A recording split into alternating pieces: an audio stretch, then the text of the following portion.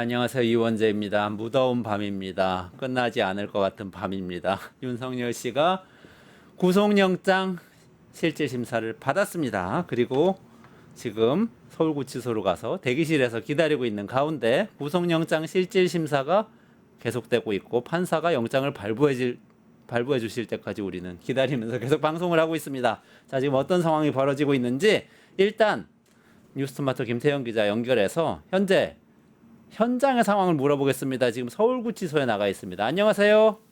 예, 김태현 기자입니다. 네. 서울구치소 가 계신 거예요?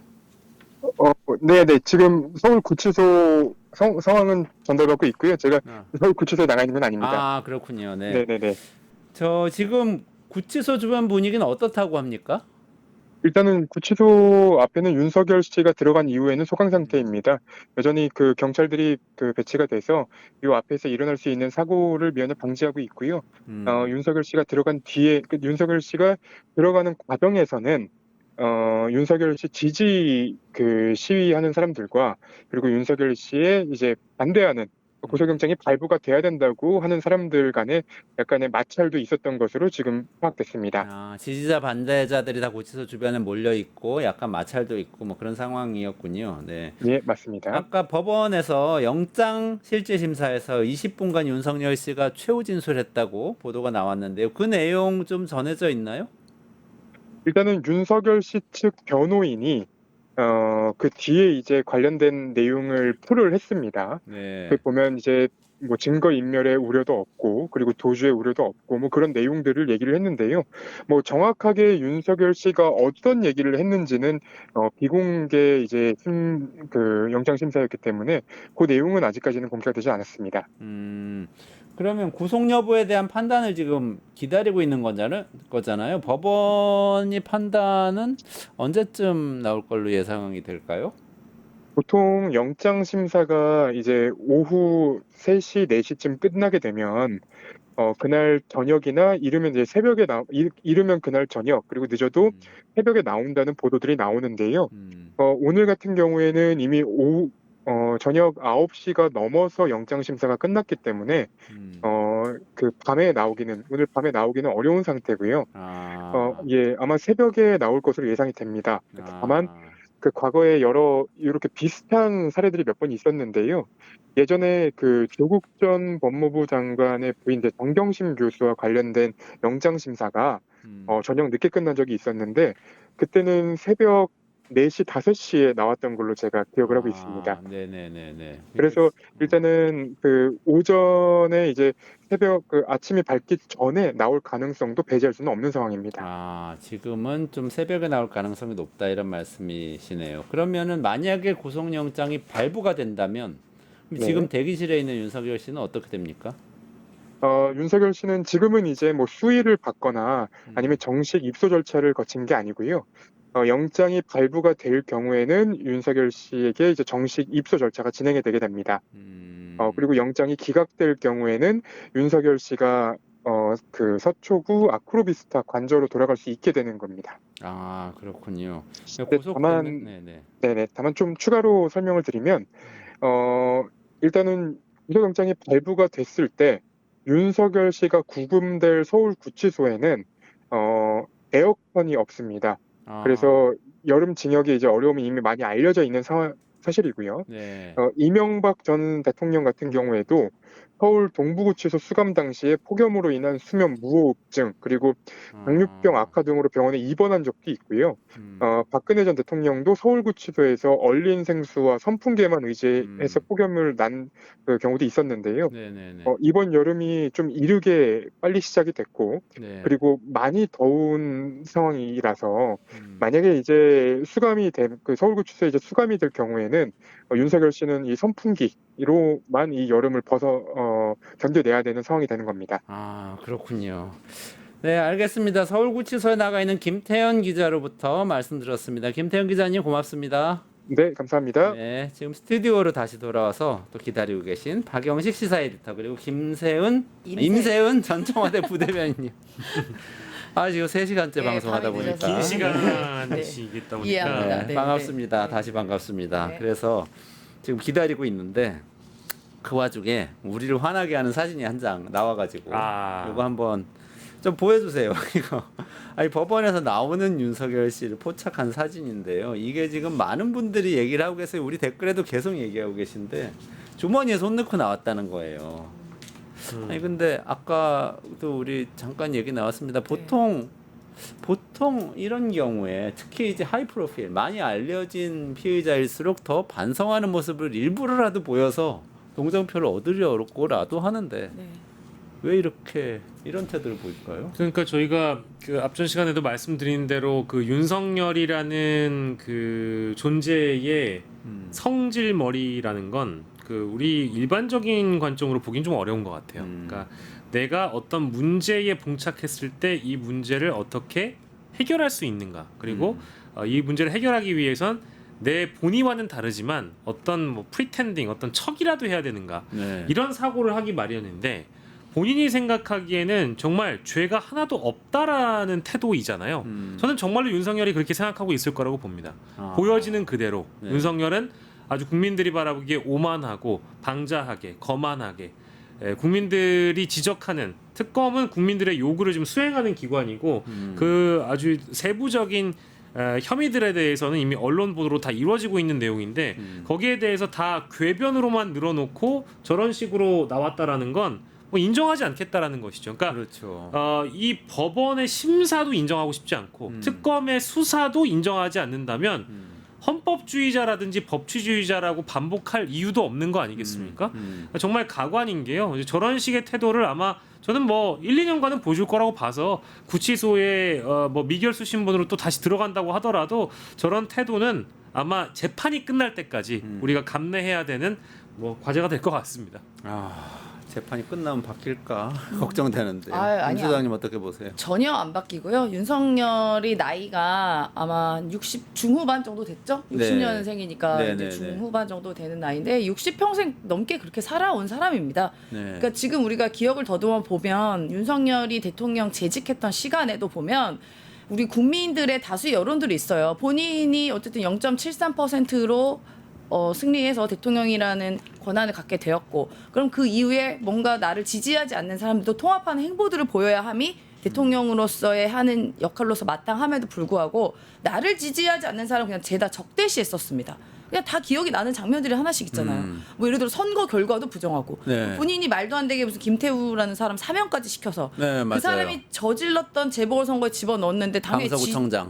졌잖아요. 그런데 나도 경로했다는 거 아닙니까? 네. 왜 어떻게 우리가 지냐고 이 사람인데. 그러니까 이분은 본인만이 갖고 있는 내가 옳다고 생각하는 것은 끝까지 옳은 거예요. 그게 어떤 여론이든 오히려 그것에 대해서 반대해야 하고 지적하면 이런 반민주국가, 반국가주의 세력, 이런 반헌법 세력으로 그렇게 호도했던 그랬던 사람입니다.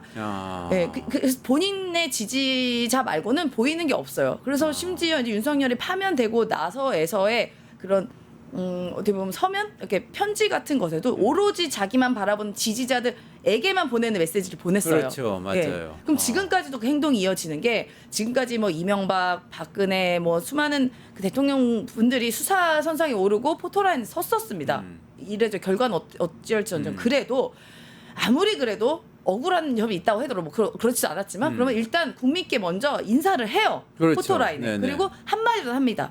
염려를 끼쳐드려서 죄송합니다. 그렇죠. 딱 그 정도는 하는데 네. 지금까지 윤석열 태도는 그냥 스쳐 지나가고요. 오히려 질문을 한 기자에게 좀 나와봐요.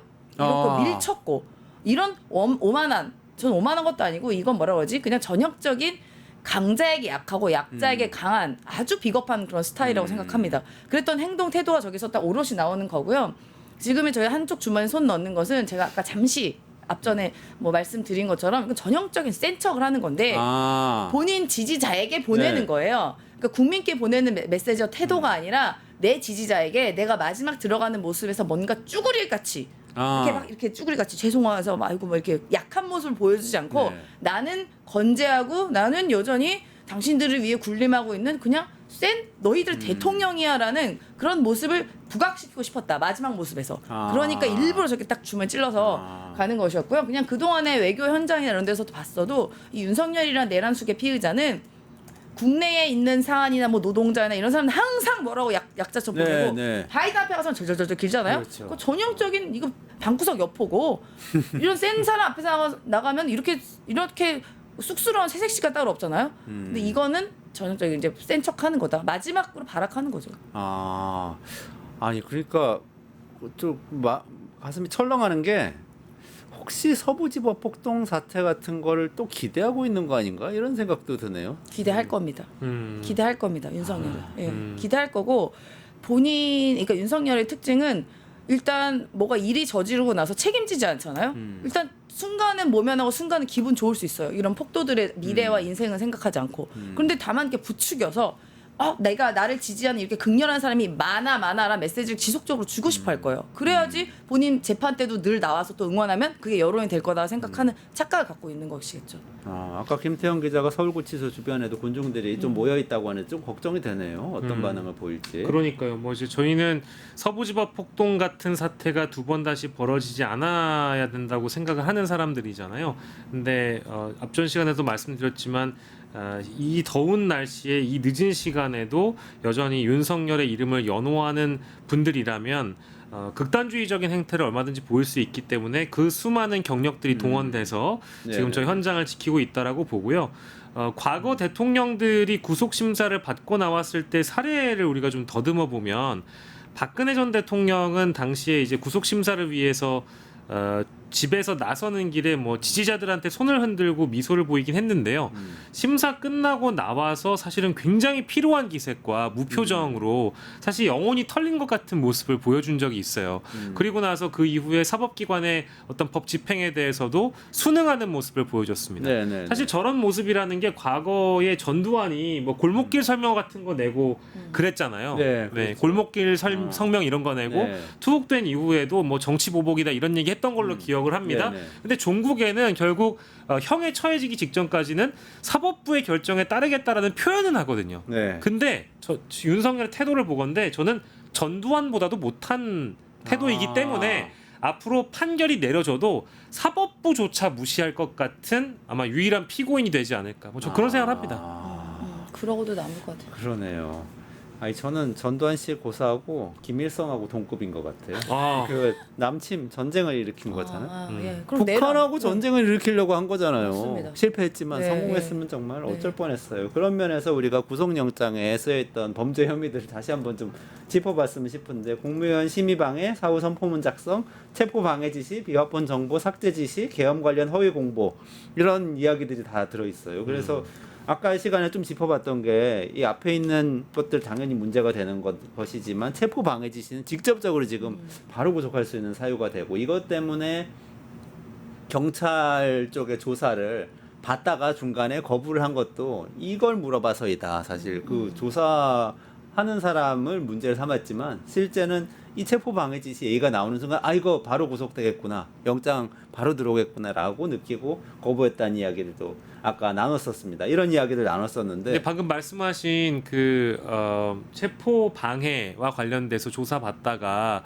본인이 조사를 못 받겠다라고 해서 결론적으로는 그 박창환 총경일 겁니다. 박창환 총경의 조사 첫 번째 1차 조사의 오전 조사가 더 이어가지 못했잖아요. 근데 그 이튿날 있었던 단독 보도로는 핵심적인 증거를 들이밀었는데 윤석열 쪽에서 충격을 먹었다. 당황했다는 보도 나오지 않았습니까? 아마도 저는 그 핵심적인 증거가 오늘 저희 그 앞전 시간에 얘기했던 이원재 국회에서 소개해 주신 그 물증으로 특검이 제시했다라고 하는 체증 영상 같은 것들이라고 저는 봐요. 아마 이런 것들을 제시하면서 그러면 경호처에서 경찰을 물리적으로 이렇게 흔들고 저지를 하는 것이 당신의 지시가 없이는 불가능한 겁니까? 이런 얘기를 할 때 그럼 경호처에 그런 화면들이 있을 때 본인이 검찰총장까지 하고 검사를 했는데 이 장면이 있었다라는 거에 대해서 그러니까 뭐 경호관이 공수처 검사의 멱살을 잡고 흔들고 뭐 이런 장면들이 있었다고 써져 있다는 그 말씀하시는 거죠. 이제 그런 부분들을 우리가 감안해 본다면 이게 자신에게 어떻게 작용할지를 알기 때문에 그 즉시 논리가 생각이 안 난 거예요. 내가 이거를 지시했다고 하지 않고 이들이 그냥 자체적으로 경호처에서 했다라고 하면 이게 어떻게 되는 거지? 예를 들어서 경호처장이 부인하면 어떡하지? 경호처 차장이 부인하면 어떡하지? 우리 아직 입을 못 맞췄는데 뭐 이런 식의 어떤 그런 우려가 되지 않았겠습니까? 네. 저는 그 이런 핵심적인 증거가 이거 어떤 체증 영상만 있는 게 아니라 또 다른 것들이 많이 아마 준비가 돼 있었다라고 보죠. 네. 그래서 그거를 보고 나서 본인이 더 이상 조사를 받을 수 없다라는 선언을 하게 된 배경 아닐까 싶어요. 그게 아마 오늘 저희 전해진 내용 중에 뭐 검사의 멱살을 쥐고 흔들든 경찰을 실제 물리적으로 방해하려고 했다라는 그 움직임, 그 영상, 물증은 정말 핵심 증거잖아요. 그렇죠. 증언과는 또 다른 무게가 있는 거 아니겠습니까? 이제 그런 것 때문에라도 윤석열의 체포 방해 지시와 관련된 것은 구속 사유로 명백하다라고 봐야 되겠죠. 스스로도 느꼈을 것이다. 네. 그러면은 영장은 발부될 것이 분명하다고 봐야 되는 걸까요? 그렇죠. 아니 이게 안 발부될 이유를 찾기가 너무 어렵잖아요. 우리 지난 그 4월 4일에 그 네네네. 헌법재판소의 판결에서도 우리가 그때 뭐 예측 같은 거 했지만 대부분의 법조인들이 이 파면이 안 되는 걸 찾기가 너무 어렵다. 오히려 네네네. 파면이 안 되는 반대 의견을 쓰기가 너무 어려운 지경이다라고 얘기할 만큼 네네. 이번 사실 구속영장도 그와 비슷한 경우라고 봅니다. 구속이 안 될 이유가 너무너무 없어요. 그러니까 구속 사유는 이게 이 사건과 연결된 걸 빼더라도 구속 사유는 딱 있잖아요. 하나는 사건의 중대성, 두 번째는 증거인멸 우려, 세 번째는 도주 우려 이 세 가지잖아요. 근데 이 세 가지가 다 충족되잖아요. 이 사건의 네. 중대성은 당연히 이 내란 범죄, 그다음에 뭐 이런 내란과 관련된 것이기 때문에 이 중대성은 말할 것도 없을 거고요. 그다음에 증거인멸 우려는 영장에서도 이거 증거인멸 할 거다, 증거인멸 교사했다, 뭐 이런 얘기가 다다다닥 무슨 네. 날짜별로 나올 만큼 그렇게 자세히 적시가 되어 있는데 네네. 그럼 당연히 증거 그 우려가 있는 것이고 네. 또 세 번째도 이 판단이 어떤 판단이 나와도 본인이 승복하지 않을 것이다라는 게 또 도망의 우려고 실제로 윤석열이 1차, 2차 체포 때도 경호처 직원들, 경호처 공무원들 마치 사병처럼 둘러싸서 총 찔러라 칼 찔러라 해서 안 나오려 했던 것 자체도 도망의 우려가 있는 겁니다. 그렇죠. 이런 게 쫙 다 나왔는데 뭘로 그럼 구속을 안 할 거예요? 네, 말이 안 되는 거죠. 그 저는 또 한 가지 지금 뭐 우리 지난 뭐 앞 시간에 안 다뤘던 내용인데요. 계엄 관련 허위 공보 이야기도 굉장히 황당했어요. 저는 사실은 그 계엄 선포하고 나서 며칠 있다가 그 외교부의 해외 공보 담당자가 독자적으로 자기가 해외 언론들한테 자료를 뿌렸다고 하지 않았습니까? 참고 자료를 뿌린 것이다 그러면서 계엄의 정당성을 이야기하는 자료를 뿌렸는데 나중에 질의를 하니까 독자적으로 한 거라고 그랬잖아요. 근데 이번에 나온 얘기는 윤석열 씨가 직접 그 담당자한테 연락을 해가지고 비화폰으로 전화해가지고 지시를 했다는 거 아닙니까? 맞습니다. 맞습니다. 저는 이것도 역시 이른바 태극기, 뭐 성조기, 이스라엘기, 일장기까지 들고 나오는 사람들에게 무언가의 메시지를 주기 위한 하나의 방법으로 이 방법을 택한 것 같아요. 예, 그런 느낌이 드는 게 왜냐하면 좀 첫 번째는 그 당시에 계엄, 비상계엄, 불법 비상계엄 하고 나서 미국 측에선 전혀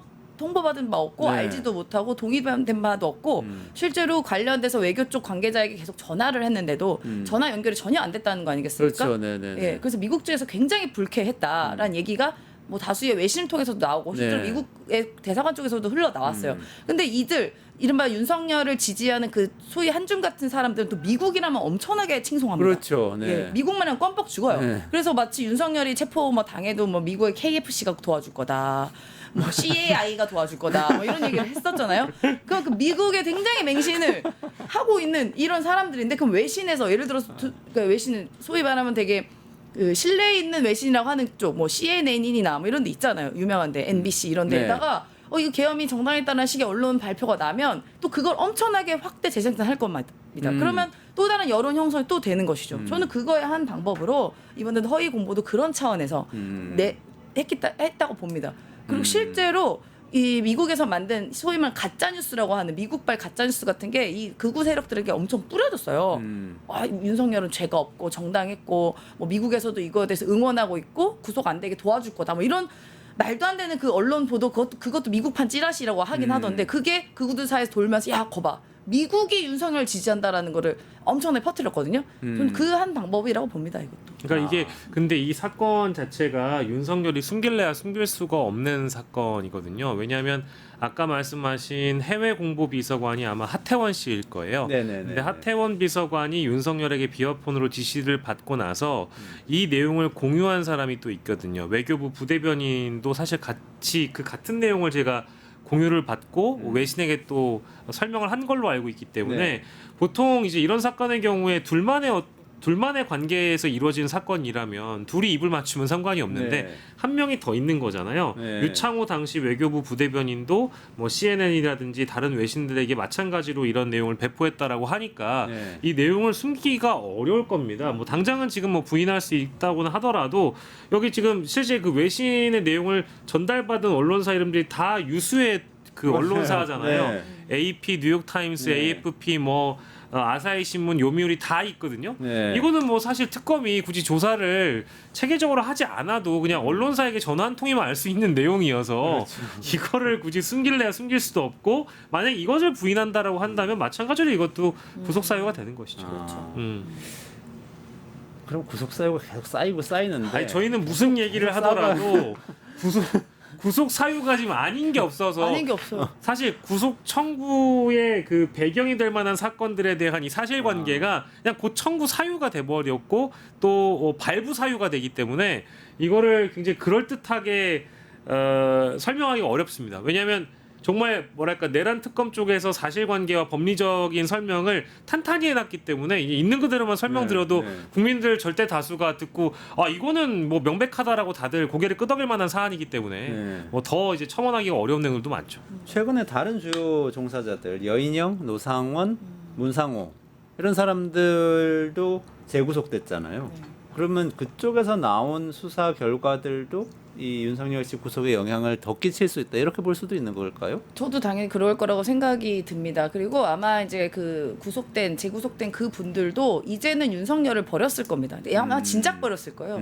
왜냐하면 딱 보아하니 윤석열이 예를 들면은 제대로 된 뭐 본인들의 상사고 지도자고 리더였다면 어차피 본인의 형량은 거의 정해져 있어요. 그 사형 아니면 무기징역이라고 내란 수개는 되어 있잖아요. 법에 나와 있잖아요. 그러면 윤석열이 여기서 죄가 더해지든 덜해지든 이미 정해져 있는 형량이 있다면 오히려 우리 그 부하들은 죄가 없습니다. 내가 다 시킨 거예요. 내가 잘못했습니다라고라 했을 거예요. 왜냐면 본인이 그렇다 한들 죄가 사형보다 더한 게 뭐가 있습니까? 그렇죠. 없잖아요. 네. 그런데 윤석열은 끊임없이 내가 몰랐다. 걔네들이 알아서 한 거다. 아까도 뭐 그 강희구 1부속실장도 그거 그냥 그게 무슨 공문서냐 뭐 이렇게 다 빠져나갈 국리 본인 살 국리만 하다 보니까 이 사람들도 내가 그렇게 목숨 걸고 심지어 이제 난 앞으로 내 인생은 어떻게 될지 모르고 끝났고 연금도 못 받고 가족들도 불행한데 저 사람 믿고 내가 이걸 했다는 게 아마 굉장히 비참하고 좀 굉장히 후회스러울 것 같아요. 그러면 여기서 소위 말하면 우리가 눈치 게임을 하는 거죠. 누가 먼저 빨리빨리 푸냐. 그러면서 감형을 하는 사유가 될 수 있잖아. 먼저 좀 솔직하게 얘기하고 내가 시켜서 한 거다라는 그런 진실된 발언들이 아마도 계속 나왔을 것이고 그게 당연히 영향을 줬겠죠. 그러면 그 사유들도 당연히 재구속 사유에 그때 뭐 아무리 시켜서 한들 부당한 명령이었고 자기들도 뭔가 욕심이 있었기 때문에 했던 것이 드러나서 재구속된 것이고 그걸 토대로 윤석열도 더 심각하게 구속 사유 혹은 이제 앞으로 햇빛 볼 일 없는 사유가 명백하게 나오지 않았을까 싶습니다. 지금 이 말씀을 듣고 보니까 이전에 구속이 취소된 것 그리고 그 전에 검찰 수사가 부실했던 것 이런 것들 자꾸 다시 떠올리게 되는데요. 예. 그때 지기현 판사가 구속 취소를 했을 때 3월 초였죠. 그때는 지금 이런 수사 결과는 없었던 상황이었던 거죠. 뭐 상당 부분은. 그랬다고 봐야 되겠죠. 네. 근데 뭐 그것만으로도 사실은 충분히 내란 수계의 구속 취소는 부당하다라고 생각하시는 국민들이 절대 다수라고 저는 생각하고 저 역시도 그 구속 취소의 그 결정적인 배경은 사실은 창의적인 해석이었잖아요. 그렇죠. 나를 내용의 문제라기보다는 나를 시간으로 계산한 게 영향을 끼쳤기 때문에 그때 당시에 검찰 특수본의 수사가 일부 부족한 부분들도 분명히 있다고 저는 생각하고 더 뻗어나갈 수 있었던 부분도 체킹하지 못했다고 저는 생각하고요. 검찰도 저는 심우정의 검찰이기 때문에 내란에 가담했을 가능성이 매우 높은 집단이라고 보긴 합니다만은 그렇다고 하더라도 내용적 측면보다는 그냥 기술적 차원으로 나를 시간으로 계산해서 풀어준 거기 때문에 이 수사 내용과는 뭐 그때 당시 구속 취소 인용은 좀 무관하다. 그리고 더 나아가서 플러스 알파로 심우정이 즉시 항고를 포기했기 때문에 맞아요. 넉 달 동안 자유롭게 내란 수계하고 활보할 수 있었던 거지. 저는 제가 판단하기에는 검찰의 수사가 미진한 것도 사실이고 저는 그 미진한 내용 중에는 분명히 기술적으로 이 기소하는 과정에서 혐의를 빼주거나 누락시킨 부분도 분명히 있다라고 보는데 다만 특검이 보충을 할 것이고 그 구속 취소에 대한 부분은 직위원 심우정의 합작품이었었고 기술적인 내용이었다라고 봐야 되겠죠. 아. 근데 여전히 윤석열 씨 쪽에서는 이게 구속 사유가 안 된다 이렇게 주장을 하고 있어요. 일단 그래도 주장을 하니까 짚어보자면 동일한 범죄 사실에 대해서는 재구속이 안 된다. 그래서 지금 중요한 증거를 발견한 경우를 제외하고는 재구속이 안 된다라고 사실은 돼 있는데 이 중에 재구속 안 된다는데 방점을 찍어서 동일한 범죄 사실에 대해서는 재구속이 안 된다. 이렇게 주장하고 있습니다. 그러니까 이제 먼저 하십시오. 예, 그 내란 혐의 아니고요. 지금 여기 담겨 있는 거는 내란이란 글자가 없습니다. 직권남용, 예, 허위 공문서 작성, 특수공무 집행 방해, 예, 대통령 경호법 위반 이런 거거든요. 이전에 구속됐던 건 내란 혐의였고 예, 이거 구속 그 혐의 아니에요. 그거 맞아요. 아닌 거죠. 달라요. 법을 동일한 아는 범죄가 사람들이 아니다. 그 이제 법리를 호도하면 안 됩니다. 예, 왜곡하고 있는 거고요. 예, 그런 방식으로 해가지고 변호를 해서는 윤석열의 구속영장이 기각되기는 어렵습니다.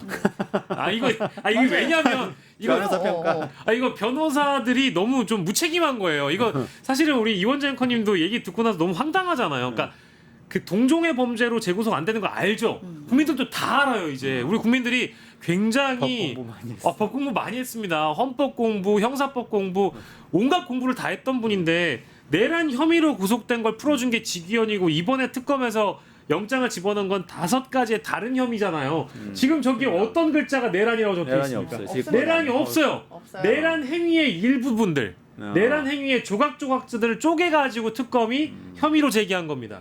저거를 재구속 사유가 안 된다라고 보는 것은 예, 변호사 자격이 없다.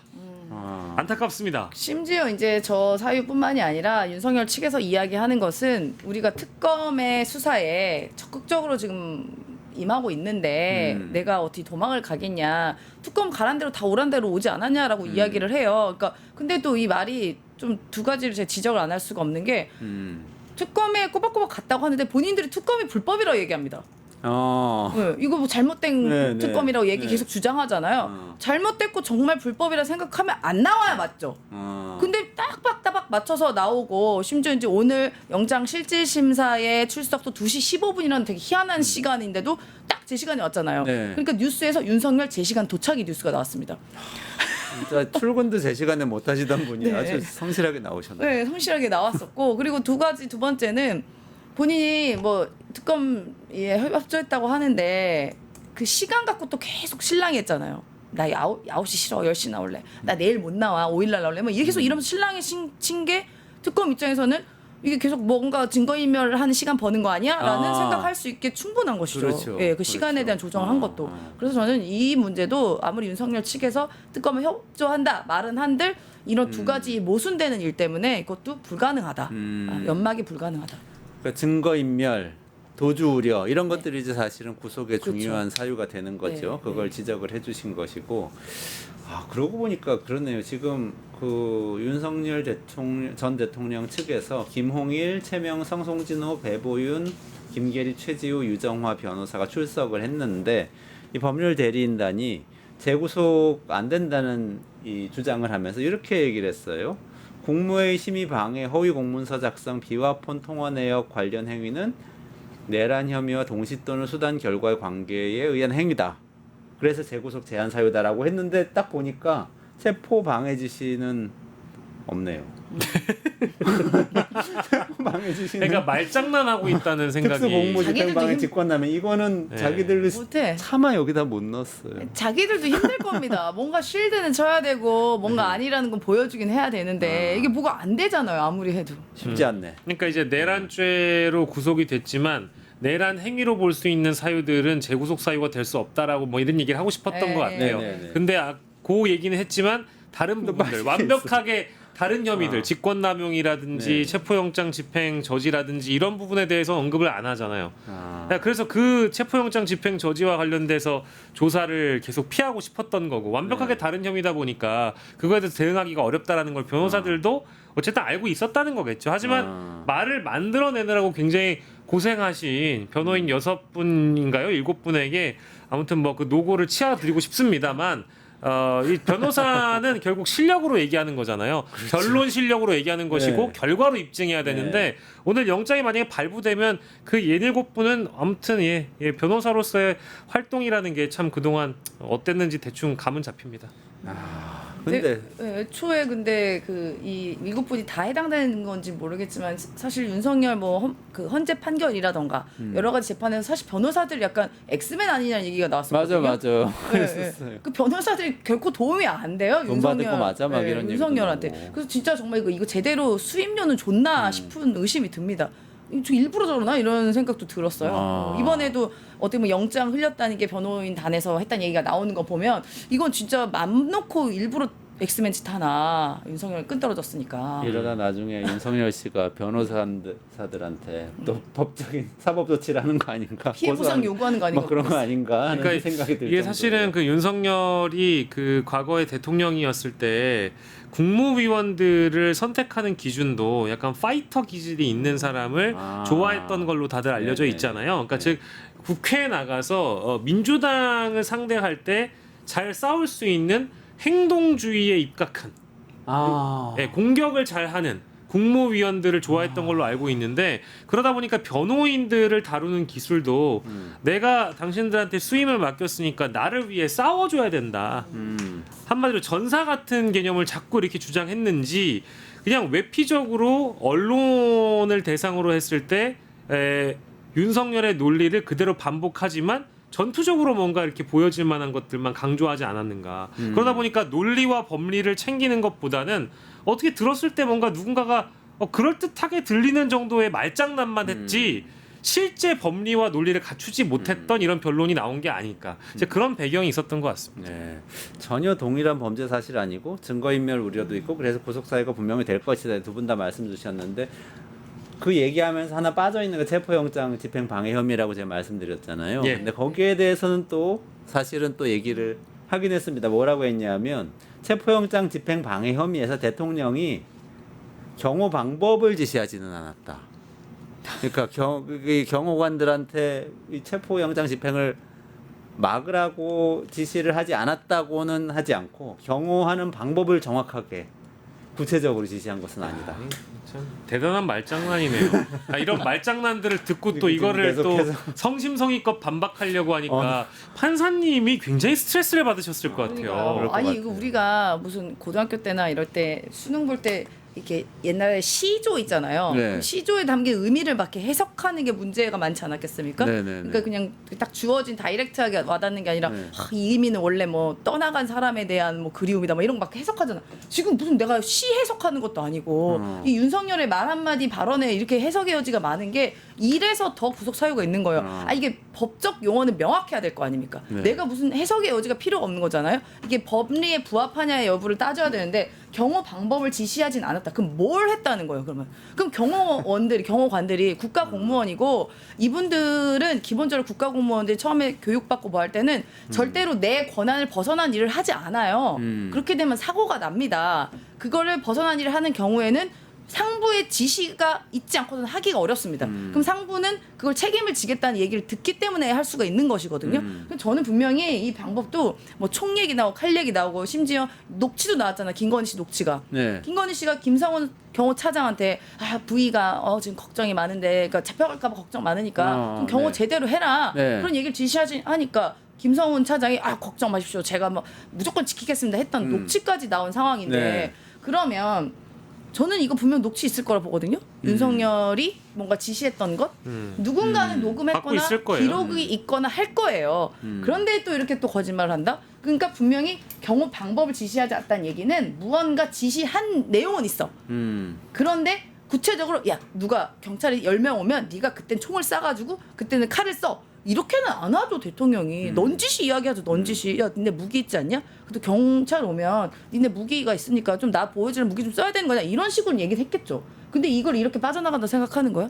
진짜 너무 멍청합니다. 저는. 아니 그러니까 그 대통령의 경호처에 대한 지휘 감독은 경호처 고위직 인사에 국한될 뿐 구체적 경호 업무는 대통령이 관여할 사항이 아니다. 오케이, 우리가 이걸 받아준다고 칩시다. 그러면 만약에 대통령이 정부 부처의 장관에게 국무위원에게 어떤 지휘 내지는 지시를 했다고 하면 그 지휘 지시를 장관이 받고 있는 그대로 하위직 공무원들에게 집행을 명령하겠죠. 그런 메커니즘 아닙니까? 그렇죠. 경호처에 있는 구체적 경호 업무를 경호처장이나 경호처 차장이 하는 건 아니잖아요. 밑에 있는 하위직 경호처 공무원들이 하겠죠. 다 연결돼 있는 겁니다. 아, 그러면 내가 경호처 차장과 처장에게만 말을 했을 뿐, 나는 말을 했을 뿐이지 그 행동을 하위직 공무원들이 할 줄 몰랐다. 라는 겁니까? 이게 진짜 말장난이에요. 이게 정말 이건 말도 안 되는 얘기입니다. 아니, 우리가 정말 작은 회사를 다녀도 제가 만약에 사장님이면 그 밑에 있는 전무상무에게 지시를 하다라면 그 밑에 있는 하위직 직원들이 다 그 업무를 이행하고 집행하는 오더가 되는 거잖아요. 그렇죠. 그 오더가 내려오는 거잖아요. 이게 뭡니까? 체포영장이 불법이니 수사기관을 공관촌에 들이지 말라. 이 지시를 경호처 차장이나 처장에게 하면 그걸 있는 그대로 경호처에서 받아들여서 다 인간띠를 두르고 막는 그 행위, 네. 이거 자체가 다 연결되는 하나의 덩어리죠. 이거를 잘라서 나는 경호처 차장에게 말만 했을 뿐이다.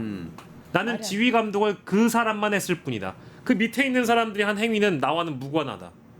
이런 멍청한 말장난이 어디 있습니까? 그러면 그 대통령 왜 합니까? 왜 했어요? 그동안 지시 다 안 먹힐 거면 내가 말을 했는데 안 들어. 이거 공직사의 기강 무너진 거거든요. 아니, 검찰총장까지 해본 네. 사람인데 이게 안 된다고? 그리고 대통령의 지시사항과 그 말 한마디는 다 기록으로 관리가 돼요. 그래서 네. 저도 기억이 나는 게 대통령이 어디서 회의 때 말씀하신 걸 네, 네. 야, 너 이거 해라고 안 합니다. 그냥 이런 사항을 챙겨봐 주세요라고 누군가에게 그렇죠. 얘기하면 네. 그 사항이 지시사항이 돼요. 그래서 그렇죠. 우리가 관리를 합니다. 네. 그래서 관리 과정이 있어요. 대통령 말씀하셨다. 그럼 우리가 어느 부서 배분, 그다음에 어떻게 처리 과정, 나중에 보고 이렇게 쫙 시스템이 있습니다. 네, 네, 네. 그러면은 비록 이때는 파면 직전이 윤석열이긴 했지만 경호처는 어쨌든 대통령이라는 신분에 있는 사람을 경호를 하는 게 제1 목적이잖아요. 그런데 이 경호 관리 대상이 무언가 얘기를 했어. 야, 나 어떻게 좀 잘 보호해봐 하면 이게 네. 지시사항이 되고 관리가 되는 거예요. 네. 그래서 저는 이게 기록이 있다고 또 생각이 드는 겁니다. 아, 그렇죠. 그러니까 대통령 한마디 하면은 다 그거 단어 하나하나 막 자꾸 해석하면서 부처에서는 네. 한 명 한 명이 그걸로 정책 만들어서 예산도 당연하죠. 집행하고 다 하잖아요. 근데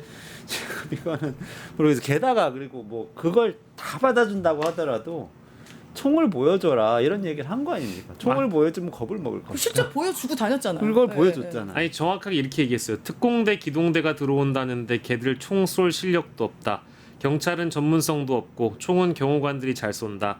경찰은 니들이 총기를 갖고 있는 것만 보여줘도 두려워할 거다. 총을 갖고 있다는 걸 좀 보여줘라.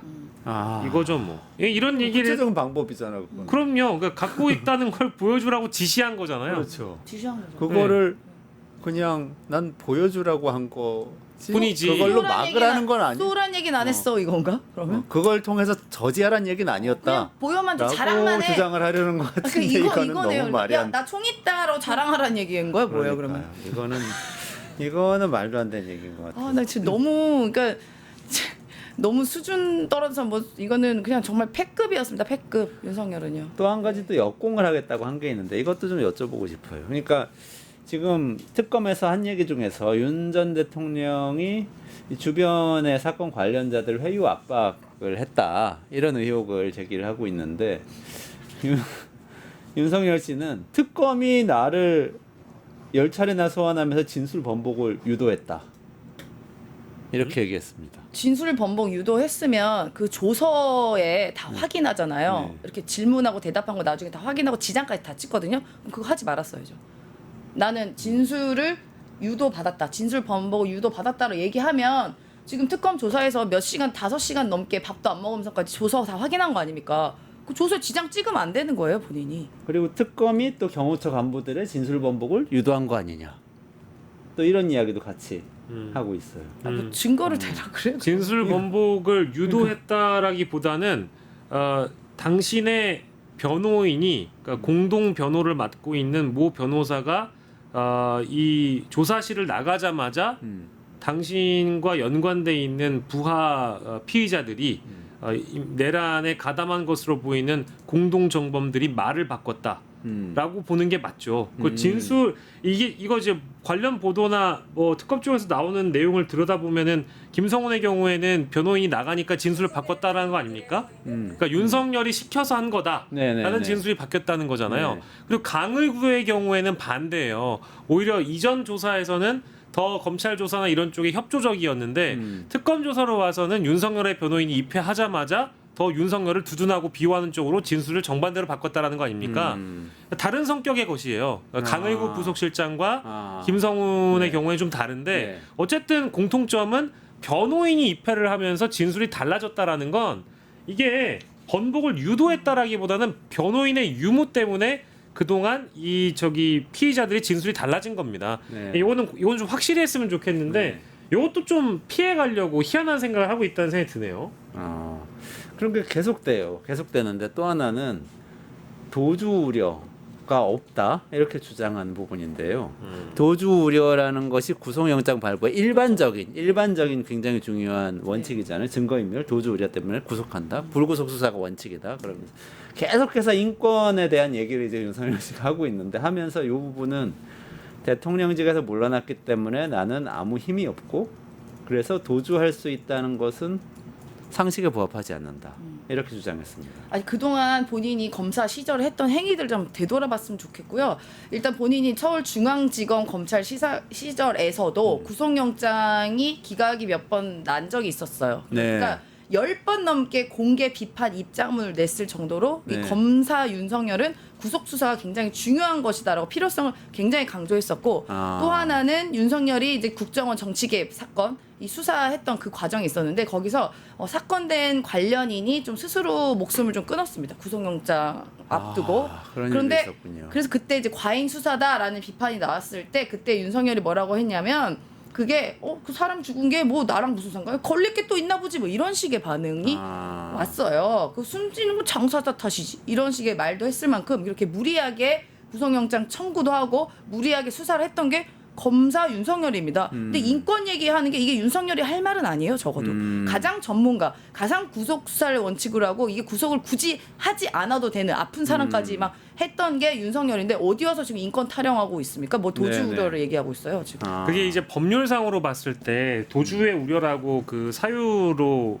넣은 거잖아요. 네네네. 구속영장 청구의 사유로. 근데 이게 형사소송법에 찾아보니까 피의자 또는 피고인이 수사 또는 재판 절차에서 벗어나 처벌을 면하려는 가능성을 얘기합니다. 그러니까 이게 도주의 우려라는 게 꼭 피고인을 수사하는 영역에서만이 아니고 네네. 재판 절차에서도 해당되는 얘기거든요. 아. 근데 지금 특검 수사에 응하는 피의자 윤석열의 모습을 보면 계속 그 수사를 지연시키고 수사에 그렇죠. 비협조하고 나아가서 수사를 방해하잖아요. 그렇죠. 그러면 이 피의자가 나중에 피고인이 됐을 때 실제 기소돼서 특검이 기소해서 재판에 넘어가면 피고인 윤석열은 재판의 정상적인 진행을 방해하고 재판을 지연시키고 회피시킬 가능성이 있다. 그 모든 행위를 포괄하기 때문에 형사소송법상 도주의 우려는 재판 회피 가능성도 함께 봐야 된다라는 네. 겁니다. 그런 차원에서 보면 이미 윤석열이 다 입증을 해줬어요.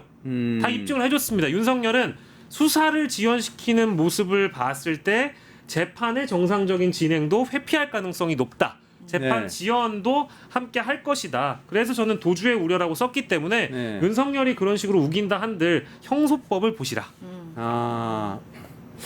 검찰총장 출신에게 법으로 얘기한다는 게 진짜 법을 보시라고 아니 근데 윤석열은 공부 안 하기로 좀 많이 유명해서 딱 그때 사법고시만 공부한 이후로 이게 머리가 그냥 그 다음부터 발달을 안 했어요. 거기에 멈춰 있어요. 사실 수사 기록도 제대로 안 보고 막 이랬다는 게 윤석열 측에 이제 주변에 있는 사람들 얘기거든요. 네. 그리고 일단 말씀하신 것처럼 우리 앵커 박영신 앵커 얘기하신 것처럼 이게 재판 과정도 그렇게 회피하려고 했던 것도 도주 사유인데 일단 그게 대표적인 게 지난 4월에 내란 재판 갔었을 때 이거 뭐 수사 기록 7만 쪽이나 돼가지고 이게 재판이 되겠어요? 아예 재판 자체를 부정하는 사람입니다. 그래서 아마도 구속영장에도 이렇게 재판에 대해서 뭔가 판결 내리면 얘는 부정할 것이다라는 얘기를 은근히 다 해놨잖아요. 그게 도주의 사유가 될 수도 있는 거죠. 그러네. 그 어떤 면에서 봐도 구속영장이 발부돼야 되는데 여러분 지금 생방송으로 진행하고 있는데요. 윤석열 씨 구속영장 실질심사 결과 기다리고 있습니다. 근데 아직 결과가 안 나오고 있는 상태에서 속보는 안 나오고 엔비디아 속보만 계속 나오고 있습니다. 엔비디아 시가총액 엔비디아 4조 4조 달러 넘었다. 아, 그리고 네. 계속 오르고 있다. 지금 밀고 증시 개장했는데. 엔비디아를 갖고 있지 않아서 네. 네, 삼성 신형 폴더볼 스마트폰 공개됐다 이런 것만 나오고 있습니다. 참 슬프네요. 아, 경제 방송을 해야 되나 저희? 꼼꼼히 보고 계시려고 믿고 판사님께서 믿고 있고 저희 일단 답답하다. 조금 이야기 조금 더 나누고 정리를 이 방송은 정리를 해야 될 것 같은데 일단 예. 구속 영장이 발부가 된다면 어떤 일이 벌어지는지 좀 이야기해 보면 좋을 것 같아요. 지금은 그러니까 지금 영장 실질 심사 진행되고 있고 그 전에 다 와서 신문하고 진술하고 윤석열 씨 가가지고 서울구치소에서 피의자 대기실에 있습니다. 네. 구속영장이 딱 발부가 되면 그 순간에 어떻게 되죠? 그 순간에 이제 머그샷 찍어야 됩니다. 아, 예, 머그샷을 찍어야 되고요. 머그샷 찍고 나서 이제 그 이후에는 신체에 위험한 물건을 혹시 숨기고 들어온 것은 아닌지 구석구석 신체를 검문을 하게 되죠. 그리고 요즘에는 장비가 좋아져서 투명 의자 같은데 이제 사실 알몸으로 앉게 한 뒤에 중요 부위를 이제 그 체크를 하는 그런 시간이 또 있다고 하고요. 뭐 과거에는 뭐 이제 쭈그려 앉아가지고 밑에다 이제 발가락 모양, 발바닥 모양의 거울을 이렇게 밑으로 넣어서 보는 일도 있었다고는 하는데 요즘에는 좀 자동화된 시스템이 있다고 해서 영상 촬영 장비나 이런 것들을 동원한다고 합니다. 그리고 피의자 이제 수형복, 수의를 입게 되죠. 네. 그 기결수 신분과 미결수 신분은 그 색깔이 다르다라는 걸 일단 참고로 말씀을 드리고 그 옷을 갈아입고 나서 이제 구속이 되면 당연히 이제 독방 신세가 되는 거겠죠. 아. 근데 그 지금은 피의자 대기실에 있다 보니까 아직까진 에어컨이 나와요. 아, 안 대기실- 나온답니다. 안 나오나요? 안 피의자 나와요? 네, 대기실. 대기실도 안 대기실 안 나와요? 나온답니다. 아, 그래요? 선풍기밖에 없대요. 아, 그래요? 대기실에도? 예. 예. 전 독방에는 선풍기가 있는 걸로 알고 예. 있는데 지금 어. 대기실에도 네. 그 옷은 그냥 정상적으로 입고 온 거 입는데 사복을 입고. 입는데 그 네. 대기실에 혼자 아마 대기를 하고 있다고 하는데 거기도 이제 에어컨은 안 나오고 네. 선풍기만 조금 네. 이렇게 틀어져 있다라는 게 이제 정정해 주셔서 감사합니다. 예. 그러면 구치소 쪽 사람 얘기입니다. 그러면은 에어컨을 못 쐬는 거죠. 네. 그리고 방에 들어가서도 못 쐬죠. 네. 근데 다만 내일부터는 이제 일단 재판이 있어요. 네네. 윤석열 공판이 또 내일 있기 때문에 아마 내일은 사복으로 갈아입고 출석할 수 있습니다. 다만 아, 경호의 예우를 다하지 않아도 되기 때문에 경호를 일단 중단되는 상황이라서 네. 그 수용 차량을 타고 넘어올 거예요. 네. 네, 수용 차량을 타고 넘어와서 사복을 입은 오늘자 입었던 옷을 그대로 갈아입고 재판에 출석할 가능성이 아. 큽니다. 그러니까 미결수 신분의 경우에는 과거에 뭐 이제 이명박 대통령이나 이명박 박근혜 둘 다 그랬거든요. 사복으로 갈아입을 수 있는 권한을 미결수 때는 줬습니다. 네. 단 하나의 차이가 있다면 이제 수갑을 차고 나와야 되는 아. 그 방식이 하나가 있고요. 아. 그리고 제일 걱정되는 건 아마 여러분들이 걱정하시는 대목은 에어컨을 너무 많이 쐬게 하지 않을까 이 대목일 텐데 재판 이후에 아마 변호사 특별 접견을 무한으로 신청할 수 있습니다. 아. 그래서 9시부터 12시까지 3시간 그리고 점심시간 끝나고 1시부터 5시까지 4시간을 계속해서 이제 소위 이제 범털들은 변호사를 무한 신청을 한대요.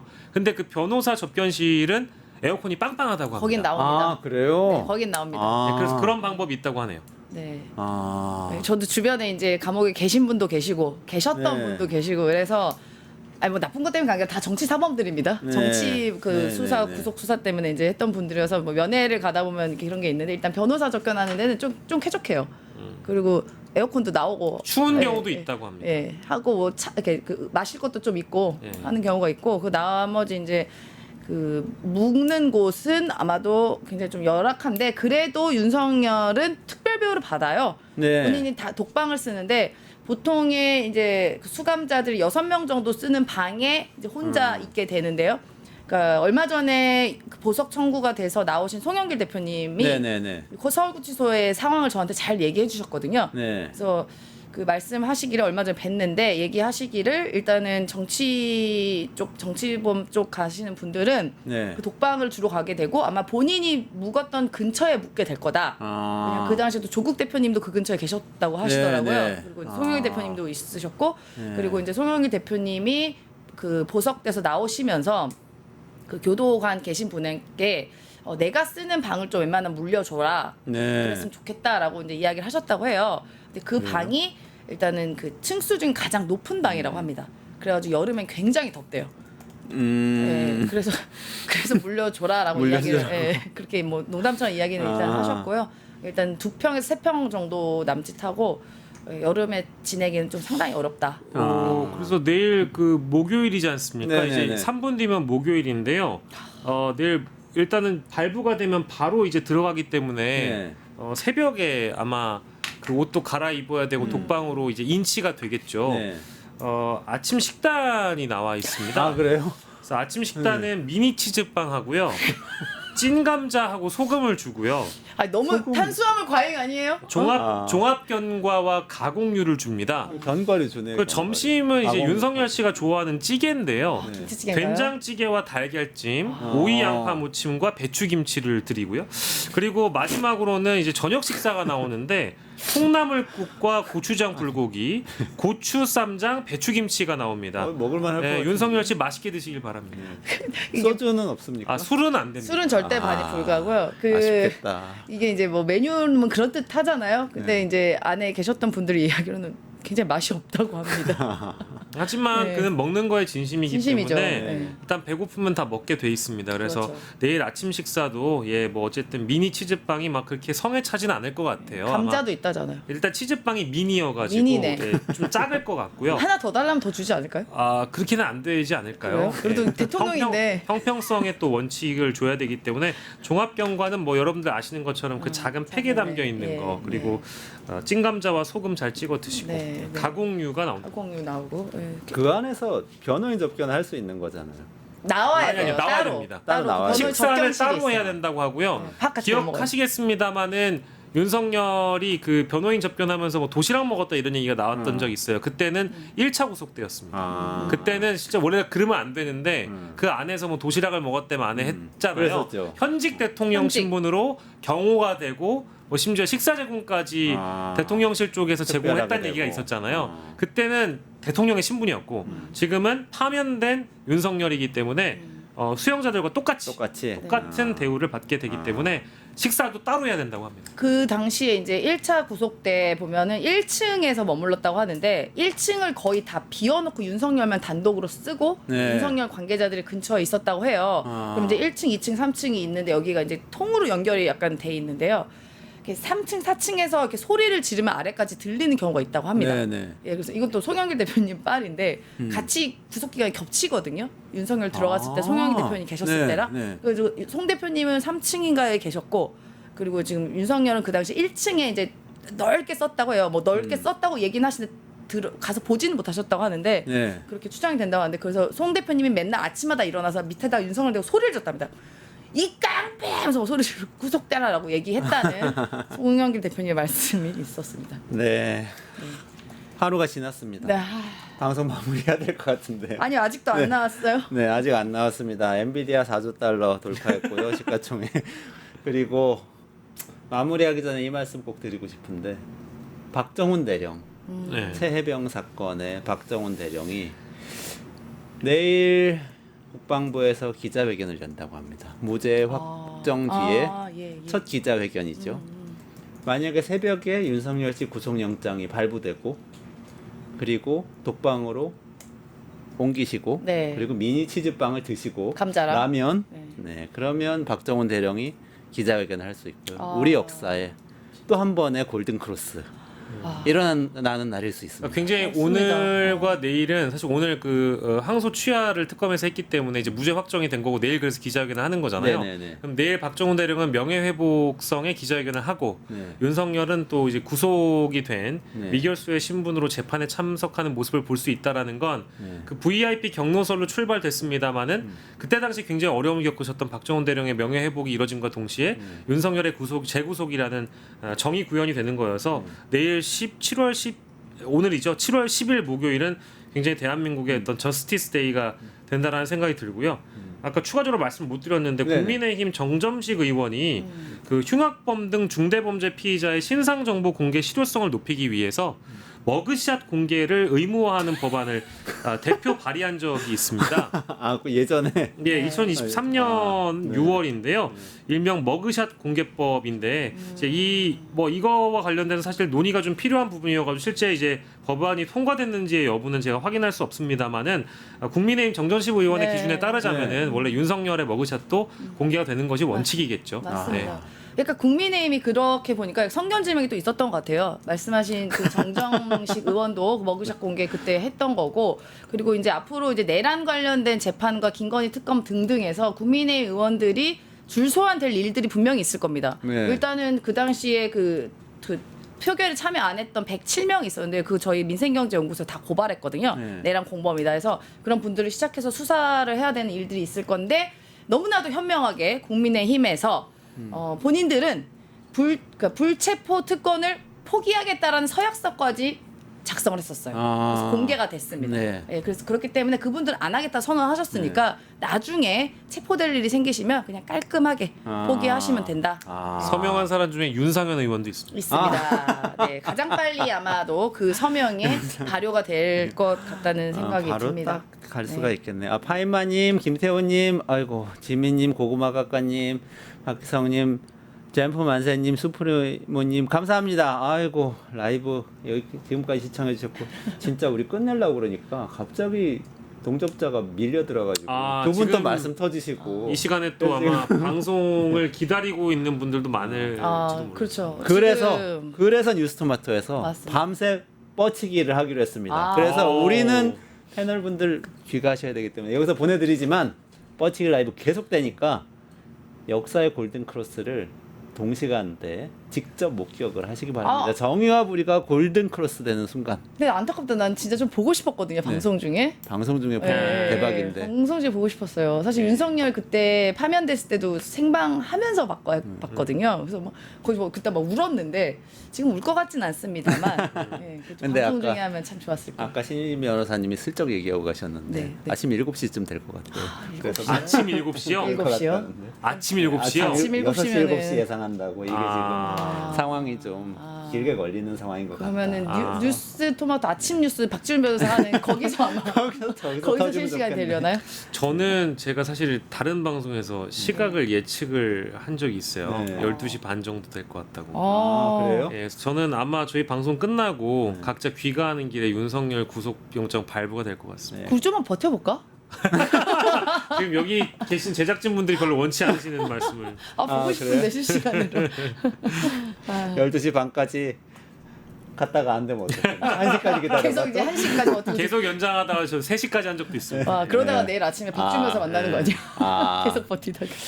그렇지만 뻗치기가 있습니다. 예. 우리. 그래서 뻗치기 라이브에서 시청하기로 하시고 우리는 가는 길에 한잔 하면서 같이 볼까요? 한잔 좋죠. 여기서 마무리해야 될 것 같습니다. 역사의 골든 크로스가 일어나는 날 함께 할 수 있다는 것 영광이고요. 시청자 여러분 영광이고 끝까지 같이 뉴스토마토 채널에서 머물러 주시기 바라고요. 오늘 임세훈 소장님하고 박영식 에디터님은 여기서 인사드리고 저희 끝장 뉴스 라이브는 4시 50분에 끝내주는 경제 라이브는 5시 50분에 다시 찾아뵙겠습니다. 고맙습니다. 고맙습니다.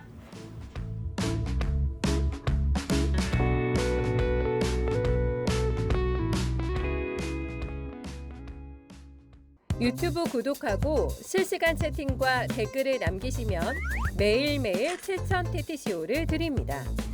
참여 방법은 통통물 어플을 다운로드하고 회원가입과 로그인을 해주세요. 마이페이지에서 나의 회원 고유 번호를 복사해주세요. 유튜브 구독 후 실시간 채팅이나 댓글창에 고유 번호를 한 번만 입력하면 준비 끝! 지금 유튜브 채팅과 댓글 쓰기 참여하고 실천 TTCO 받아가세요.